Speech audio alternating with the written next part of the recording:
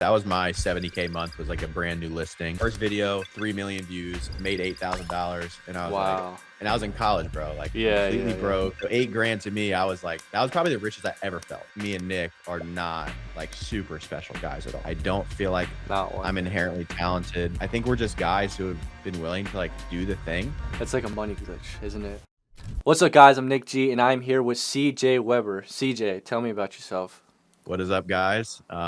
TikTok Shop affiliate, started TikTok Shop back in March of 2024, done close to 4 million GMV. I have a community now helping affiliates with Shop, scaling with Shop, UGC, all the things. And content changed my life. So worked with Nick G for a bit too, best account seller in the game, and just excited to chat all things Shop, man. Awesome, awesome. So, CJ, tell me, what were you doing before you started Shop, and when did you start on TikTok Shop? Before Shop, I was in college when I started. I had been doing content for a bit. Like I knew I wanted to do something with content. I did all the things probably similar to like everybody watching this, like drop shipping. I had a mobile car detailing business, SMMA, growth op, like all the stuff. And I made like I flipped concert tickets actually. Like I Oh, would like nice. scout tickets basically. Yeah. Yeah. And like that did pretty good. But yeah, nothing crazy. And then I was doing content, trying to be like a fitness influencer almost before Shop for about like 8 months. I grew an account to like 40,000 followers, documenting training for like an Ironman, just doing like running tips, etc. And then I quickly realized like I actually had a growth op working with me at the time. We were trying to sell a fitness program, and I made like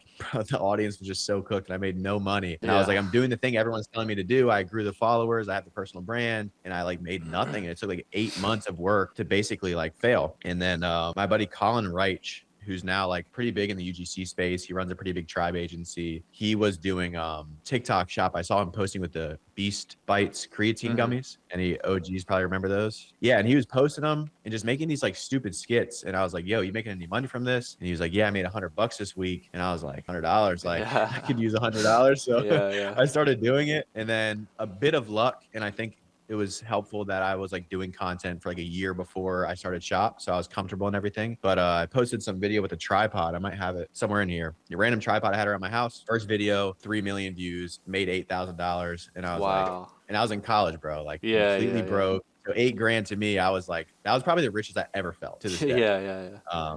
And So- yeah, so that was the start. So it was your first video. First video did like 3 million views, and then like granted, I didn't know what I was doing, so it was like a little bit hard to like replicate that. And, Yeah. you know. But yeah, first video ripped, and I think it was on like March 15th, and that's second 15 days of the month, I made like close to 10 grand. Wow, And, that's actually insane. Because yeah, I mean, obviously you hear the success stories, but usually it doesn't happen that quick, right? Yeah, and it's not a good story either for people watching, because I don't like Yeah. like to set the standard that's gonna happen, because it's pretty Yeah. rare. But like that's just what ended up happening to me. Yeah. But So did you drop out of college, or you stay in college, or how did that go? very close to many times, but I stayed in. Yeah. It was hard. I hated school, like always. So especially once you start making money in school, it was just like, oh, it's tough. But I just finished it. My parents like really wanted me to, and Yeah, I know. how yeah, it that was like, is. yeah. So I had like 1 year left. I just finished. So you said you grew the following before TikTok Shop, but you were not able to monetize it, right? Correct. Yeah, I think that's like a big trap. You know, you just assume everybody online who has followers makes money, but it's like the furthest thing from the truth. Yeah. Like I'm sure you get the DMs. I get the DMs every day. Dudes with like 2 million followers. Like, yo, should I do this Shop thing? I'm like, you really make no money. Yeah. I mean, yeah, I know a lot of people they have the followers, but they don't know how to monetize it, which it's a huge problem. Yeah, I mean, I fell into the same trap. I just assumed if you have followers, you're good. But yeah, not true. Yeah. So when you first started TikTok Shop, obviously you had success. What do you think you were doing that was different, that made you go viral and made you make all this money right away? I think it's just reps, dude. Like I was posting like 6 reels a day for 8 months before. And now like, I think the skills were just transferable to Shop, being in front of the camera, knowing how to go viral, understanding content, etc. I think the skills are like universal. So me being in front of the camera, like did my first Shop video go viral? Yes. But I was also posting for like close to a year, like 10 times a day, every single day in front of the camera. So I think that was the main difference between me and people starting. So you can almost just like give it a year, bro. Like give it a year of being in front of the camera every single day, like something's going to happen. But I think people just think too short term, and I was already in front of the camera for a year, which helped a ton. Yeah. I tell people it's not necessarily hard. Uh, Yeah, it's simple, but it's not going to easy, take though. some time to know what to do, because once you have that formula down, you can really apply it to any piece of content, right? 100%. Yeah. 100%. Yeah. What works in content has been working for like hundreds of years. You know, Yep. it's just marketing principles. So Yep. it's not like this native thing that only works with TikTok or TikTok Mm-hmm. Shop, right?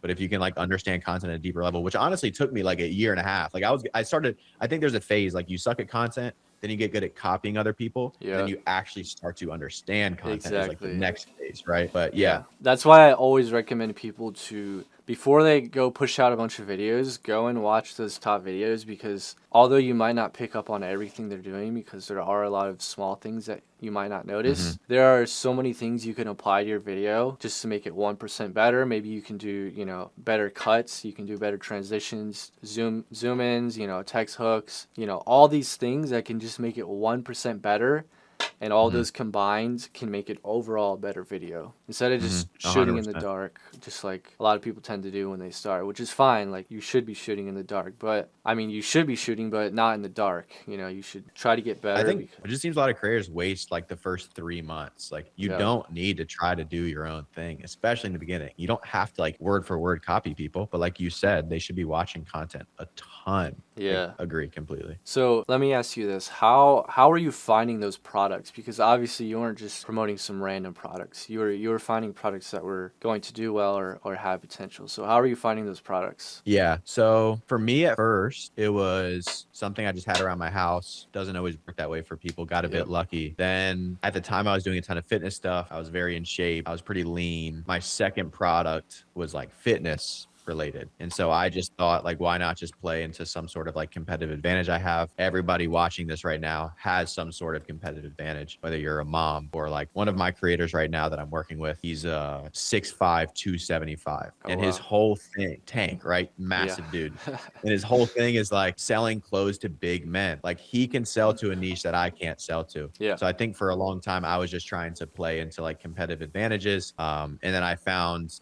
fashion for me was great. I think one thing a lot of creators don't understand, like the way top creators do product research, like do they use Calidata and Daily Virals? Like sure. But one of the highest leverage things is just building relationships with these brands. Like Yeah. I think there were probably 2 to 3 brands that I had a really good relationship with, and I got all of their products first, right? It's like they're going to spend a ton on these products. They have tons of inventory. They're going to push them a ton for Q3, Q4, et cetera. So they would just like, if you guys watch, a good example of this is like the Lush in the tie, like they have they just push Shark Ninja for the most part, right? Yeah. Because they get all of them before all the other creators. But you can do that as a smaller creator on a smaller scale with different brands. Just like build really good relationships. And I think I did that early on, and a lot of creators are just starting to do this. But build really good relationships with a few brands that you actually like, that fulfill, and you like their products. And then you can just start getting their stuff early. And I think that was like huge for me. Obviously, I will use Calidata and Daily Virals and stuff Yep. like that. But yeah. I think hopping on a product before it even starts taking off, like you're literally the one setting the trend. You're the first viral video. That's where people make real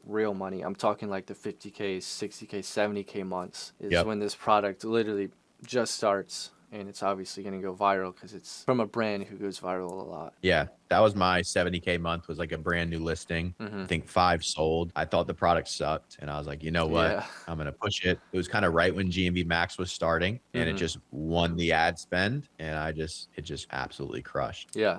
And then a lot of guys got on that after me. And I was probably like 70 to 80% of the ad spend, and they were probably just making up that like 20, 30%. Yeah, that's insane. That's like Yeah. that's like a money glitch, isn't it? Because the brand is, for those watching who don't know what GMV Max is, it's when the brand is putting ad spend behind your video. So instead of it being organic, they're paying for the views, and you're still making those commissions. It's like free money. So obviously you were negotiating the commission with the brand, right? Yes, I think the open rate the open rate is like what anybody on TikTok can get. By the way, the open rate was probably like 10, and I think I had like 18. Yeah. So Which is basically double. I probably would have made like 30 grand that month, right? Yeah, Had exactly. I not negotiated that. So Yeah. for creators watching this, like you can try to get brand deals, which are like sick. I still had some sort of deal with that company, but to me, I would much rather push for an extra 2 to 3% commission, 5% commission, et cetera.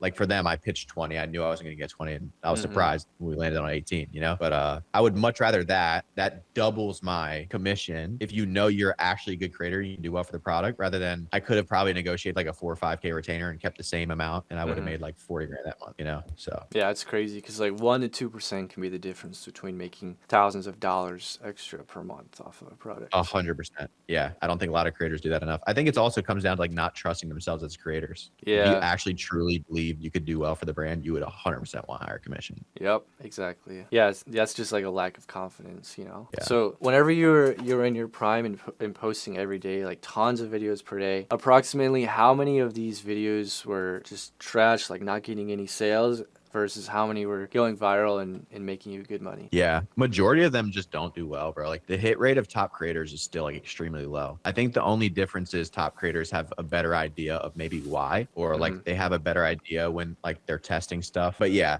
when you're on a streak, like when I'm hot on like a good month, you can get like 4 or 5 in a row to just like hit, you know what I mean? Yeah. But like normally I would say it's like 1 out of 20 maybe, you know, but really you're optimizing for like 3 to 4 of those videos per month. And then out of those 3 to 4, say those are like 3-4 million view videos. Now you'll have like comment replies off those videos that will do like 1 mil, 500,000, etc. But yeah, it's even with, I think, you know, smaller creators or creators who are just starting will be like, oh, I'm like, everything's flopping. And I'll look, they post like 30 videos. I'm like, Yeah, I that's always nothing. tell You know what I people mean? like you got to post 5 to 10 times per day, and then Yep. do that for like 3 months, and then let me know how the results are. You know. Yeah, do it for a year, bro. Like, just like if creators, I think the problem with this space, I was literally just talking about this morning with my buddy. Like, you know Myron Goldman? Do you watch him at all? He's cool. I like his stuff. He's like a Christian entrepreneur, but Mm-hmm. he was talking about his journey, and I think he was like, dude, this space just skewed the people's perception of money, and Yeah. I think a lot of people just expect to be able to make money, or they feel like inclined that they're special, etc. He was talking about he didn't make his first 6-figure year until like 13 years in, you know? Oh wow.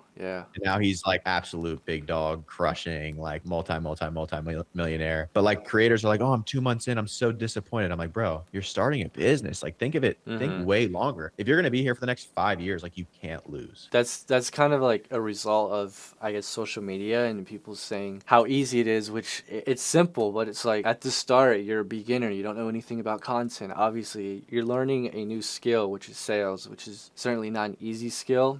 Internet marketing and trying to garner people's attention, it's not going to be super easy at the start, but yeah, like you said earlier, if you put those reps in and you don't give up and you post a shit ton of content, you're going to eventually see results, whether it's like $10 a day, $50, and it's as long as you keep going, it's going to keep going up. Maybe 3 months in, maybe 4 months in, whatever. I just genuinely feel creators should just expect it to be like one of the hardest things they've ever done in their life. You know, like that person will win 10 times out of 10. But the person who comes in, they're like, yeah, I'm just looking to make like an extra 5 to 10K a month. I'm like, it's not easy to do, bro. Yeah, it's a full-time income, bro. Yeah, like that's a lot of money. You know? Yeah, No, I'm yeah. not looking to do 50. Like I think 10K would be nice. It's like, yeah, it would be nice for everyone. Like Exactly. but yeah, Yeah, they just expect expect it to be hard. they expect to put in like very little effort and see all these results, and it's like we're talking, you know, full-time income 120K a year. You're not gonna give it a little bit more time, you know? Doesn't really make Bro, sense. people work 10 years to make that much money. You know what I Yeah. mean? Like 40 hours a week, every single day. They start at 60, 40 maybe at a beginner sales job with commission, and they make nothing with commission, working 60, 80 hours a week. Maybe 5 years in, they're getting up to like 120, 200, etc. For the time that we live in, it's just nuts. So you've pivoted more towards UGC, is that right? So we're doing both. I think UGC is like amazing for a lot of creators for a few reasons. One, like we were just talking about, shop can take a bit. One of my top creators just hit like an 86K month earlier this year. He was doing shop for a year before that happened. He was still making money before that, like still doing 5K a month, 7K a month, hit a 10K a month, but like it didn't really pick up until a year in. The reason UGC is nice, there's obviously different types of UGC, but organic specifically is like you can scale up to like 3 to 5K, which most people can live off of unless you're like, I don't know what you'd be doing. Obviously you raise your lifestyle, your expenses Yeah. when you make more money, etc. But like for most people, when I was just starting, like my expenses were pretty damn low. So if I was making 3 to 5K, I'd be good. So I think with organic UGC, it just gives you a little bit more time and like breathe room to be able to actually like focus on scaling shop. So we'll just help creators land deals, you know, scale to 5 to 10K ish per month with organic. And then you're also diversifying now. So like I know a lot, I guess the two problems with shop, and it's still, I genuinely feel like the best thing in the world. But one, it's volatile. Even if you're a good creator, it's going to be up and down. And you don't really have any sort of base. And then two, just like violations, and you know this better than anybody else. It's just like, it's part of the game. It just like is TikTok shop. So I think by having something like, even if it's like 3K or 5K a month consistently for creators, we've just seen it help them like breathe a little bit.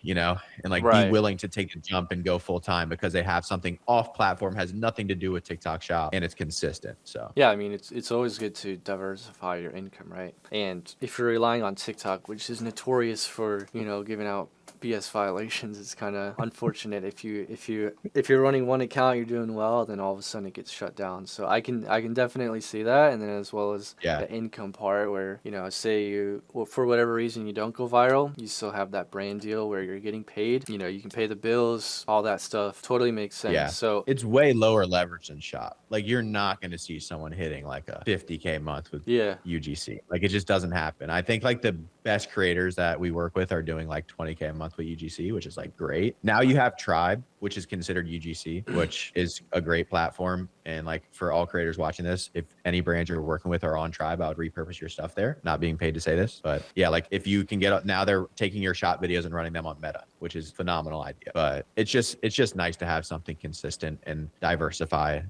and not just be an affiliate. Yeah, especially because now that you've done TikTok Shop, you know how to make a good shop video. You know how to make a good Correct. sales video. It's like why not?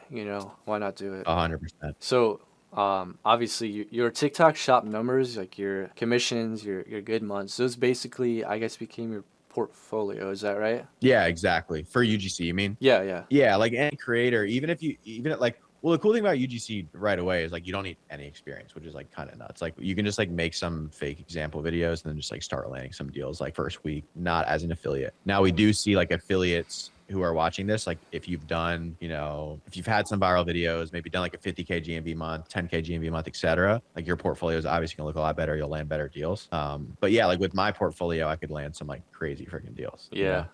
But you don't even need 4 mil GMV to land like 5, 10K deals. Like you can do some solid stuff if you just prove you're a solid creator. And like with UGC too, it's more so like it's more so like gig work than with Shop. It's straight performance based. With UGC, the bar is set so low. If you can just like communicate with brands, post on time, and like do the deliverables, they're like, oh my God, you're amazing. Yeah. Like we heard this crazy stat. Like we work with one of the top UGC agencies in the space. They, basically connected the brands and the creators. And they said this stat that like 20% of creators who start a campaign, a UGC campaign, which is typically like 30 posts, like a post a day, which is, guys, that's like 5 minutes a day. Yeah. Like how lazy can you be? Apparently 20% of creators finish the campaigns. So like if you can just show up, bro, just post, like that's life right there. But it's crazy, dude. The bar is set so low. Yeah, yeah, yeah. I feel like a lot of people nowadays they're soft. They expect everything to be given to them, which is kind of like what we were talking about earlier. They expect so much at the start. It's like this is a full-time business. It's gonna be your full-time income. Like how if you're not taking this seriously, what are you taking seriously? Your 9 to 5. Yes, yeah. Definitely not. Definitely not. Like yeah, bro, you're gonna die one day. Like, are you just really gonna get to the end of your life and be like, I had never fully tried. I never fully gave it my all. Like, Yeah. that would eat me alive, dude. And Eat me alive. especially during this opportunity, it's like 5 years ago, where was this? It was not this easy to start. Don't you Not at feel we're all. still so early? Yeah, yeah, absolutely. Because TikTok Shop started when, like end of 2023, and so it hasn't even been 3 years. And then look at Amazon. When did Amazon start? Like the 90s? That's how I see it. It's ridiculous how early we are, in my opinion. Ridiculous. So, What do you le- see with creators? I mean, you work with like thousands of creators. Like, what do you see? Like I think most top creators have worked with you. Like, is there some sort of thing you see with those creators compared to the ones who are just like complaining, bottom of barrel, like can't get things to work? I would say that, so in terms of purely buying accounts, I would say that the big creators, they don't really beat around the bush. Like they know what they want. They want an account. And once they get that account, they're going to start use it every single day, right when they're able to use it, which is after the warm up. And obviously they know what they're doing already. They're going to post a lot. I guess that's the difference, because sometimes if there's like a new creator, for example, he might ask me a million questions, which is fine. Like I get it. But most of this stuff is like completely irrelevant, like doesn't really matter. And then I'll check his account, like say like 2 weeks, maybe a month later, and I see like 10 videos. What's going on here? 10 videos in a month? Like, what are you doing all day? And then he's like, oh, I just been busy. Oh, I had this pop up, which I get it, stuff happens, but it's like, bro, like, it does not take that long to film a video. Like, sure, it might take longer at the start, but you bought the account. Why are you not putting in the effort after you buy the account? You can't just, and I feel like that's a problem. Some people just get the cheap dopamine from buying an account, saying that they're going to do Yeah. it, but then they don't actually do it, which is unfortunate because I can assure you that there's probably a very small percentage of my accounts that have been bought and have never been used at all, which is kind of crazy to say because it's like Wow. hundreds of dollars on this account. But I guess they get analysis paralysis. They never start, they never post their first video, and then, you know, their job takes all their time or whatever excuses they have. So I guess that's the difference. Top Do you feel creators, they some- just go for it. Bottom Yeah. creators, they just wait for whatever reason. That shit's like winners versus losers. Like you see that everywhere. Like Yeah. everybody I work with, like that's like a trait that like some people you can just have it. Do you think some people just have it and some people don't? Yeah, absolutely. Because, like, if I you agree. ask me, I've been trying to do business just like you for years and years. I've tried almost everything, and I feel like that's a trait a lot of people do have. So even if they don't have content creation experience, they still have that drive in them, which they're pushing towards something every single day. They know their goals are to make, you know, self-employed income or run a business, and they know what the alternative is. So they're gonna push hard and they're gonna take action, which I think taking action is the most important thing in business, in any business. Yeah. So yeah. Yeah, I see it all the time, unfortunately. Like you can almost just tell right away the first conversation you have with somebody. And then like obviously like the first week or two, like the amount of action a lot of people can talk the talk, but I genuinely feel like I have a good sense of like this person's like actually legit or like you're Yeah. just BSing. You know, Yeah, no, I feel I wonder the what that same way. is. I wonder why we have that. Like, I wonder why we are this way. And then, like, the other people, like, in this space, like, I wonder, what do you think makes us like this? I mean, I guess for me, it was just I've had experience at like corporate jobs, so I know what the alternative is. And for me, it's like I cannot stand. Like I think I've only really worked one corporate job, I guess, like technically corporate job, and I worked there for like 2 months before I quit. I absolutely hated it. So like I know something like that is the alternative. So I know it's like this opportunity is now. Why would I not take full advantage of it, you know? And then like I know how, even like kind of going off track, I know how distracting the phone is. So I try not to. I don't really use TikTok at all, which is kind of ironic to say, but like I know where my attention's going, and I know that like watching short form videos all day is not really good for my brain, and it kind of makes me a little dumb, I guess. So things like that too. I think a lot of people who don't really post are very distracted. They can't really think because the only thing they're thinking is the algorithm or the screen in front of them and the video they're watching. Very true. It's just dopamine, straight Yeah. dopamine. Yeah, they can't even come up with their own thoughts because their brain is full of other people's videos, if that makes sense. That's how I see it. They're like record players. They just like hear something and just like spew it out. It's like, oh, this is on Yeah. the news. Like, oh, Yeah. this is what this person said on TikTok. It's like, Yeah, exactly. I think back to what you were talking about at working a corporate job. I think it's very important for people to experience that. I never worked corporate, but I worked like some extremely high intense. Like I worked as a line cook in like a kitchen for a Yeah. summer. Hardest thing I've ever done in my entire life, honestly. Like makes this feel like a walk in the park, you know? Yeah. But I think you listen to Chris Williamson at all or no? He's like the #7 podcast in the world, like British dude. You know who he is with the buzz cut? You seen his stuff? He has like a bunch with Hormozy. Yeah. Yep. Are you a podcast guy or no? Not really. Not really. You just work. Yeah. He has No, this. I like think books. he has this. You like what? I like books. Okay, fair. He has this one quote, I think, this like experiment actually that I think explains what you were talking about. You obviously have goals, like you're obviously working towards things, but you're running from something like as well, which is like falling back into like whatever that other thing is, or failure, Yeah. or a corporate job, etc. They did this study with these mice, and they attached freaking spring to the mice's tail Yeah. to measure how fast the mice was running. They would put a piece of cheese in front of it. It like symbolizes running towards something, and the mouse like ran towards the cheese, and they measured and say it like ran at like 100 watts or something. And then they took the same mouse, put the same cheese, and then put a cat behind it, and that thing was out of there. You know what I mean? So I think Yeah, it just yeah, symbolizes having. Obviously, you need goals and something to run towards, but if you have nothing you're kind of like afraid of or scared of, I think all of us have some sort of insecurity or fear. Like I have Sure, such a fear of failure. Like it scares the crap out of Yep. me. So I Yeah, think I having mean- both is very important. It's like with me, sometimes I get imposter syndrome. I'm sure a lot of entrepreneurs get this, where it's like, Every how am day. I the one in this position? Do I deserve this? But then it's like, if you didn't deserve it, you wouldn't be here like years later, you know? Bro, and I watched, like, I've seen you over the years. Why, you work every second of the day. Like, you're never not online. You're Yeah. like, if anything, it should be you. But it's funny Right. how your brain will try to like skew it. or twisted Yeah, or yeah, yeah. exactly. So, yeah, let's pivot here. I want to talk about taxes. So, your first tax year, I seen your face. How was that? Was it brutal? Yeah, dude, it's like no one talks about it. So I just didn't know. I think my first 6 months, I had made like a few $100,000 or something Mm-hmm. like that. And I think I just had, bro, you commented something like on my one of my IG reels a while ago. You're like, yeah, I just had like 400 grand sitting in a checking account or something. Oh, yeah. Like very, very similar. Yeah, I just remember having the first talk. I wasn't putting any money away for taxes. Granted, I didn't spend everything, so I had the money to pay the taxes. Mm-hmm. But I just remember the gulp, or like when we the first conversation I had, we have to go quarterly. So we started paying quarterly taxes, which is smart. And I highly recommend most people doing that, so you don't just get like hit at the end of the year.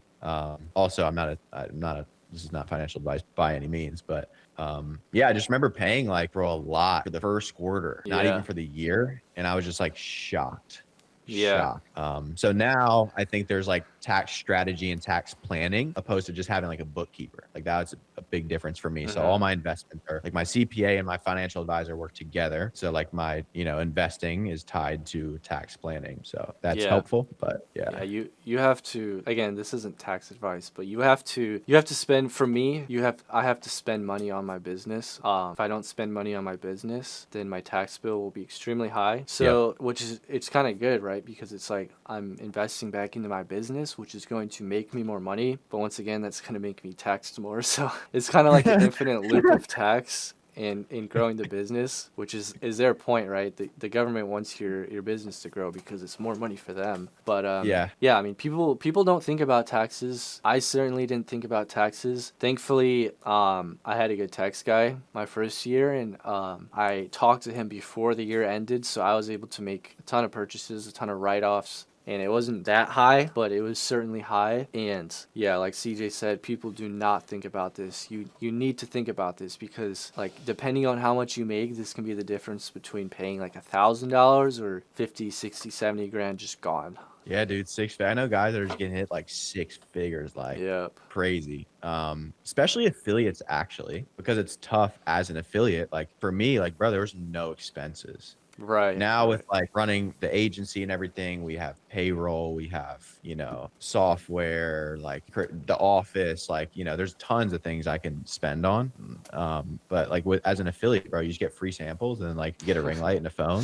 Like, what are you going Yeah. to spend Yeah. money on? What do Yeah. you spend money on? Like, I know you have like 1,000 phones. Yeah. Like I've So seen that. Like, yeah, I have a bunch of phones. I'm just looking around my office. I have like a bunch of phones. Obviously, this sign, like yo, anything in where'd my you get that sign? office. I want to get one. I got you. I'll send you the link after this. But Sweet. anything in my office, like I have a bunch of soundproof. I have these huge long tables. I have obviously the phone, speakers, bunch of computers, monitors, bunch of physical equipment. But I mean, anything in here is a write off, and this office is probably like a 6-figure office just spent on the equipment alone, which it's a tax write off. And then just like you, the 6,000 pound vehicle, the Ford Raptor Raptor, is a baby. write off. Yes, sir. Yes. So, Yo, what yeah. about like, do you know the deal? Like, I don't know the deal, but like, what about if you're using the Lambo for content? It's a write-off, but it's not 100%. So, Okay. yeah, obviously I'm using it for content. The brown is kind of my branding, even though I absolutely love the color, branding or not. So, Oh, fair. Okay, I didn't know that. yeah, so the wrap, That's I'm not 100% sure. I'll talk to my tax guy, but I believe the wrap is also a write-off. I know a percentage of the car, not 100% because I drive it to the gym and stuff, but a percentage of the car is a write-off. So, yeah, if you're watching this and you're making good money, I would try to find the best tax guy you can because a lot of people don't really know what they're talking about. To try to get a referral to Mhm. someone who's good. And not only Agreed. can they do your taxes, but they can tell you what's a write-off, what you can buy throughout the year, how to lower your taxes, and then grow your business as well. Yeah, that's the difference between tax strategy and finding like a legit. And it'll probably be more expensive for me. I know it's Hmm. at least more expensive to find someone like that Yeah. rather than like I know a lot of affiliates will do like cookie finance or something. Like, oh my god, I have to pay so much money. It's because like that's just bookkeeping. They're just showing how like your P&L, how much you made versus how much you spent. They're like, now you owe this much. And you're like, well, I don't want to owe that much. Like that's why Yeah. you actually have to work. Like Nick said, you have to work with someone. Yeah, like for reference, I think for 2025 taxes for strategy plus, doing my 1040, I paid the guy nearly 20 grand. But That's a tax write-off too, Yeah, and it was same. worth every single penny because he probably saved me over 100K. So find that good tax Yeah. guy. Make sure they have, good reviews, good referrals. You don't want someone who's gonna like give you the wrong numbers. You don't want a problem with the IRS. You don't want audits. None of that. Paying the tax guys right off too. Yep, exactly. And then as well for me, I know you wanted to talk about this, but for me, my real estate is also a Oh huge yeah, let's tax chat write-off. about it. My real estate is a huge tax write-off. So I don't know how many people watching this video follow me on Instagram, but I have 4 investment properties, and then I'm buying one soon. So I'm trying to get at least one per year, and then That's so obviously, sick. yeah. So obviously this is for tax reasons as well as investing reasons, and I'm doing some work around the house, which qualifies me as, again, this is not tax advice, but this qualifies me as a real estate professional, which then allows me to write off a ton of costs with real Oh, estate, offset my taxes, as well as take the bonus depreciation on the structure of the house, which, I mean, it's like I said earlier, the government, they want you to keep growing because that grows the economy and it makes them more money through taxes. So can I ask some questions about the real yeah, estate? go ahead. So you're saying you're a real estate professional. So like, I'm guessing the things you do around the house, the improvements, et cetera, those could be considered right. I know, by the way, guys, none of this is us talking. None of this is Yep. tax advice. So double check anything we say. But since you're doing work around the house, you can write off like the improvements, et cetera. Yeah. So yeah, guys, I'm still a beginner at this, so I might have some things wrong. Yeah. Yeah. So don't listen to me verbatim. Yeah. So say I want to do like a bunch of renovations. So this house I'm closing on soon. It's a completely unfinished basement, and I don't know the exact square footage, but actually I do because it's the same as the top. But it's I think it's 1,800 square feet. So it's a big open area. It's all unfinished. So I'm planning on going in there, creating some rooms, maybe like a movie theater, bedrooms, bathroom, whatever. Everything I buy for the house and then I work on, I install, is a tax write-off. How the real estate profession works is that if you spend a certain amount of hours, I guess, like doing real estate, researching, Zillow, using AI to research properties, stuff like that. Every single hour you spend is dedicated, or you can log these hours, and then with that you can give it to the IRS and say that, hey, I worked this many hours, which it is a lot of hours. It's like, I believe it's like 1 to 2,000 hours on Wow. real estate. So I mean, if you're doing real estate like almost every day, you can certainly hit that threshold. But yeah, that's how you can be designated as a real estate professional. And for me, that was huge on tax savings. Like, I don't know how much it saved me exactly, but it was in the 5 figures for sure. And then obviously now I Mm, have a renovated house, and I just added equity because I added a bedroom or I added a bathroom. So mm. And then is this under a separate LLC? yeah. It's like it's a full separate business. Yeah, it's a completely separate business. Like I have it on a completely separate phone. I don't think the phone is necessary, but I like my phones. Yeah, I do the same thing. Yeah, I But have one. yeah, completely different LLC. This is mostly for liability reasons because you don't want to put it on your cash flowing business LLC because if you get sued, well, first off, your cash flowing LLC is not even real estate, so don't do that. But Yeah. but if you get sued, they can take all your assets on your business. So put it on a Wow. different LLC. Don't put it in your personal name because then they can go after your personal assets. Mm, Um, and I yeah, see. And then these are write-offs towards your. Do you care that I'm asking in-depth questions about this or no? no, you're fine because I mean I want to teach people this as Are, well. are these write-offs towards your cash flowing business? So I don't have I think it's called a C corp. So Yeah. this is what I heard. This is what I heard. So I might be wrong once again. A C corp is flat tax on 21%. That money is separate from my personal, whereas an S corp you should do payroll for Correct. yourself through your business, but like that's still my money, right? I can go buy a car with my business money. So it's Got all it. it's all I guess I see. personal. Even though it's under LLCs, it's all my money. So Yeah, that makes sense. Makes sense. Yeah. Yeah. So you run S corp, run payroll. That's your money. That money you invest into real estate with. It's inspiring me, man. I definitely want to do it. I gotta. I think like you mentioned, like what took a lot of the workload off for you, just finding a good agent. And then how um do you find a good agent that understands and it has your back and is not just trying to get you in anything? yeah, so once again, it's like a referral for me. Mm, The people is going to be everything in business. Yeah, it was a referral. I knew she was good, and I heard good things about her, and I told her what I needed, And if she was giving me some BS, I probably would not have worked with her. I would have just went to the next person. But How do you feel like you would have called the BS out if you weren't like too well versed in the real estate space? Or did you do a lot of learning first before getting in? I honestly did not do a lot of learning because I'm the type of dude to just jump into it. I think that's how a lot of Yeah. people. I think that's how Yeah. people should start because you don't want to be analyzing everything before. But I did learn a little bit. Like I'm talking like literally a week of YouTube videos. So yeah, once I kind of knew, and it's like it was all about cash flow to me.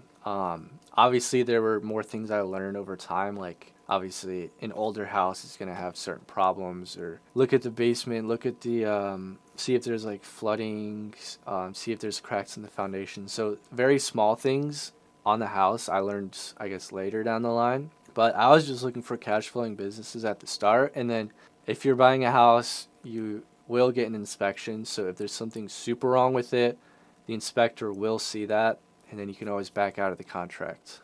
Is there anything now, like about to be 5 properties in, that you would have done different? Or not really? It's kind of gone well so far.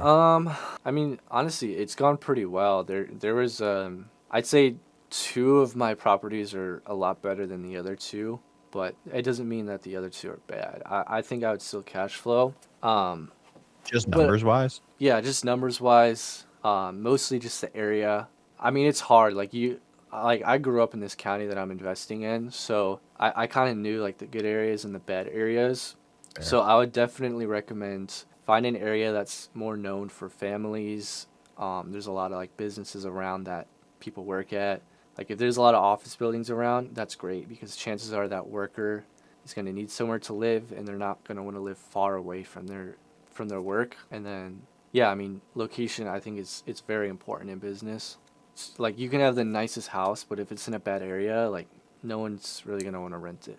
So, Well, that's sick, dude. 5 properties at thank you. about to be 5 at 25 is nuts. Yeah. That is so cool. Yeah, I plan on just keep scaling this because yeah, diversifying your income is everything, as well as real estate. I have a bunch of stocks, I have Bitcoin, so I'm trying to diversify because like we said earlier, TikTok can be so volatile. You don't really Yeah. know what to expect. You can open the app and your account's just gone. Like for me, they can just, hopefully not, but they can just somehow stop people from buying accounts. From what I've seen, I've been doing it for I don't think that's going to happen. no, I hope not. But I've been doing this for almost 3 years, so far so good. So keep that hopes Yeah, up. I'm definitely like my current play is just like cash flow and like S&P, like super low risk, you know. No, that's but great because S&P has been doing great. it has, but I think and part of it is just me being lazy and like not wanting to learn, you know, and like learn about. I don't know anything about crypto, bro. Or like learn. I bought this house, so that I guess is considered real estate, but it's different Yeah. than investing when it's your primary, you know. Yeah. So I guess technically I have real estate, but No, you definitely do because it's like your house will go up in value. Like the yeah, but houses like aren't buying a going house, down. like I feel like it's low-key a scam. I mean, yeah, there's that. Yeah, because I could see the argument. I could see the argument for me continuing to rent right now, you know. Yeah, especially with you, because like I don't know if you like plan on moving out of state, but it's like if you don't really know where you're going next year, like, do you really want to be locked in one spot? Yeah, yeah. Ideally, though, could I rent this out after a couple years, then not have to pay capital gains? Isn't it like 3 years or something? And then after 3 years, I can rent out. That I don't know. Okay, fair. Figured I'd ask. Yeah, I don't want to give you the wrong answer. But yeah, I definitely want to diversify more. What do you think about crypto? What do you So- recommend getting into? I'm big on Bitcoin. I think a lot of the other cryptos are low key kind of like a scam because it's like if a developer can change something core to the coin, it's like first off, it's not decentralized. Second off, it's like they can just change something and thus the value can drop or it can just go up. It's like playing with somebody with cheats. It's like, bro, Yeah, like we need to make this an even playing field, and I think Bitcoin it's not the most even thing because it's like there's big corporations buying a lot, but it's like you're not gonna have someone and change the supply all of a sudden. It's locked at 21 million. There's nobody who can recover funds. Like if a Bitcoin is lost, it's lost. It's gone forever. So would you recommend like someone like me getting into Bitcoin, like hash I think it's a great flowing? time to start because how the cycle works and how it's been working for the past 2-3 cycles is it'll go up for a certain amount of time and then it goes down for a certain amount of time and it's always like even amounts. It's so weird. I don't understand how exactly it's always like the same amount of time, but it follows cycles. Interesting. Yeah, the it cycles follows are always cycles. even. You're saying Yes, every time. weird. I don't know the exact time, but I think it's like a year up or 3 years up or something and then like 1 year down. I don't know. Something like that. Maybe like 3 years down and then like 1 year up. It's like that every time, but it just like it sets a new floor, if that makes sense. So like even though we're at like 65K at the time of recording this, 2 years ago it was not even the all-time high was 60K. So it just keeps setting a new floor every time, and yeah, it's a limited asset, and limited assets tend to always go up. I've made a lot of money from Bitcoin, and I believe in it, so that's why I bought it. Yeah. Yeah. I've always been like just uninformed. So like I'll just push it to the side. Like, I'll Yeah. just try to keep making more money. You know what I mean? But Nah, that makes sense. yeah, that's cool, man. But I can say, if you want to invest and you don't want to like take too much time or money, you can always put in like a little bit every single day. It's called a DCA, or a dollar cost average, where you put in like 20, literally like 10 to 20 bucks a day. Yep. And it's automatically invested, and that's how a lot of people have made some pretty good returns. Interesting. I've never heard of that. DCA. Now you're interviewing me. Look at this. Stole the frame. No, I think it's super cool. I just think it's super cool what you've done over like I think I've just Appreciate it. seen like your rise. It's been like sick, you know. Nah, I would say So, the same about you, bro. thank you. But what are your you got any goals over the next few years? You just bought a Lambo, like I like my cars. I like real estate. So I mean, yeah, I plan on continuing to buy real estate. Obviously, like I said, I need to buy at least one a year. Yeah, I mean, obviously, just keep growing the business. Try to cash flow as much as possible, and then real estate. Also, I would not buy a supercar that's going to go down in value. So there's also that. Agree. I guess you can call it an investment. I don't think the Huracan's going to go down in value. I don't think you'll went- lose anything on that. No, it actually went up like 20K since I started looking. So What? Since you bought it? no. Since I started looking, I saw like Oh, you could get a decent one for like 200, 205, and now it's like 220. wow. Yeah, cars. I love my cars. I like driving them as much as I like investing in them. I actually want to buy a new car soon, but I don't know if it's smart. Me too. Me too. What are you thinking about anything specifically? I kind of want to copy you. I kind of want to go Lambo. Dude, you have to. I would drive a Porsche, some sort of Porsche first, and then I would drive a Lambo. See which one you like more, because I think those cars, both of them, are like the funnest cars you could drive. I think there's just something about a Lambo, bro. Like I do love Porsche. My buddy was just talking about a GT3. I think they're sick, but I think there's just some sort of aura about like Lamborghini. It's a Lamborghini, bro. A Porsche is a Porsche, but a Lamborghini is just, I think it's just different. Every time you see one, no matter what, Huracan, Aventador, Yeah. Volto, it's just like, personally, me at least, I just get like shocked every time I see one, you know? Hey, I'm Yeah. so shocked every time I hop in the driver's seat. Yeah, you're probably just like, what? Is this, Yeah. Are you ever just like, is this mine? Like, is this my car? Yeah, it's like last night I was just sitting in it. Like I sat in the passenger seat, which I never do, and I'm like, damn, it's a different view from here. Yeah, This is yeah. all mine. I gotta do it. I want to do it. There's something different about having it too. While mid 20s, like Exactly. you could wait, get one when you're 30, but like I don't know. I think just do it. Yeah, like I had a friend 2 nights ago. Like he showed me this McLaren 720S. It was like Arctic gray. He's like, dude, I'm thinking about buying this. I'm thinking about buying this. And keep in mind, this guy's 20 years old. His business is doing very well. I'm like, dude, when are you going to be this young driving this type of car? You're not. So by now, your business is doing good. Like the worst thing that can happen. There's no worst case scenario really at all. I mean, the worst thing that can happen is you crash it. But hopefully that Fair. doesn't happen. But Fair, very fair. Then you're kind if of if things go bad for your business, literally just sell it. Like if you're on survival mode, just sell the car. You know, it's a supercar. It's gonna retain its value. That's how I see Yeah. it.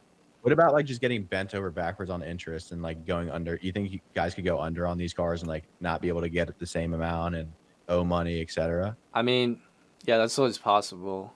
Just don't agree on a bad interest rate. But no, yeah. that's one thing. Whenever you're young and you have like self-employed income, it is very Yes. hard to prove to the banks that you're gonna pay them. So I mean, I don't want to say how much I put down in my car, but it was Yeah, you don't have to. I was gonna ask you, then I was like, I'll not ask. very high. It was over 50%. So Fair. yeah. That makes sense then. Yeah, you're in a great spot.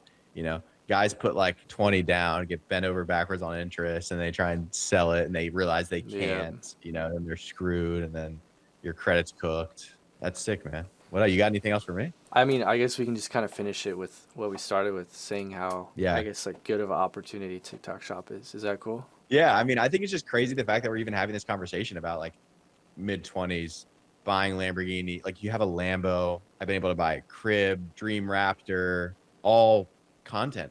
TikTok I Shop. genuinely feel me and Nick are not like super special guys at all. I don't feel like Not one. I'm inherently talented. I don't know Nick very well, but I would say the same. Like, I think we're just guys who have been willing to like do the thing. So if you're someone watching this and you have the drive, you're not expecting it to be easy. There's genuinely no better time to absolutely change your life. And I truly feel your entire family's bloodline through TikTok Yep. Shop. Yep. Genuinely believe it. So yeah, you guys are in a good spot if you're watching this thing all the way through. Yep. All right. Thank you guys for watching.